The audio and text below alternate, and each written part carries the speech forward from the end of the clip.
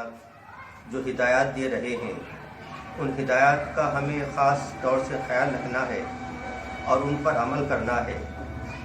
اس کے لیے ہمیں گھر میں ہی اکثر رہنا ہے اور بغیر خاص ضرورت کے گھر سے باہر نہیں نکلنا۔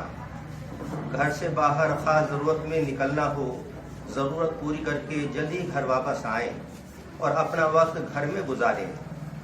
اس کی جتنی تدبیریں اختیار کی جائیں گی اس کا اتنا ہمیں ہی فائدہ ہوگا۔ اور آپس میں ملاقاتوں سے بھی بچیں، بھیڑ بھاڑ سے بچیں، اور اس سلسلے میں اپنی عبادت کے معاملے میں عبادت گھر پر کریں، نمازیں بھی گھر پر ادا کریں۔ اور شب برات آ رہی ہے جو جمعرات کے دن ہے، جمعرات گزر کے جو رات ہے یہ شب برات ہے، یہ بابرکت رات ہے، عبادت کی رات ہے، دعاؤں کی رات ہے۔ اس رات میں ہمیں عبادت کرنا ہے، لیکن مسجدوں میں نہیں، اپنے گھروں میں عبادت کرنی ہے۔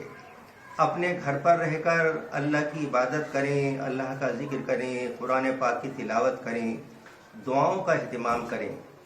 اور اس دعا کا بھی خاص اہتمام کریں کہ اللہ تعالیٰ اپنے فضل سے، اپنے کرم سے، اس خطرناک مرض سے ہمارے ملک کے رہنے والوں کو خاص طور سے اور پورے عالم کے رہنے والوں کو عام طور سے محفوظ فرمائے، اور اللہ تعالیٰ جلد ہی ہمارے ملک کو اور عالم کو اس خطرناک اور مہلک مرض سے جلدی نجات عطا فرمائے۔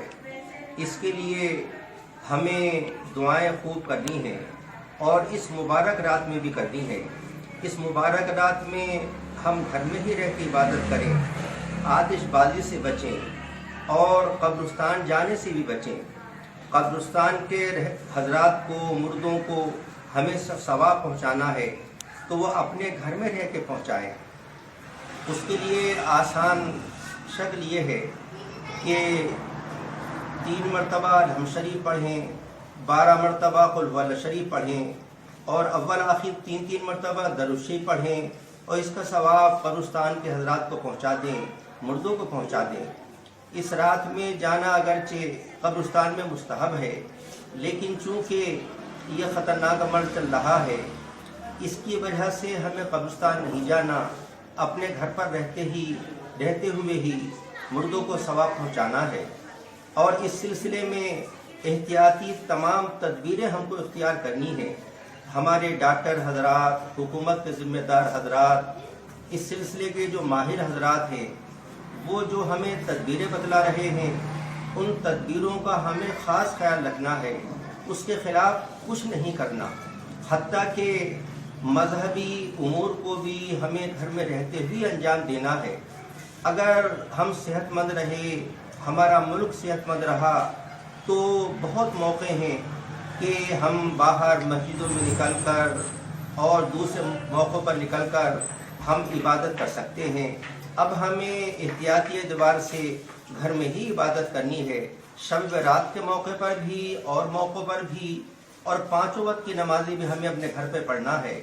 اللہ تعالیٰ اپنے فضل سے، اپنے کرم سے ہمیں سب کو اس مہلک مرض سے محفوظ فرمائے، ہمارے ملک کو محفوظ فرمائے، پورے عالم کو محفوظ فرمائے۔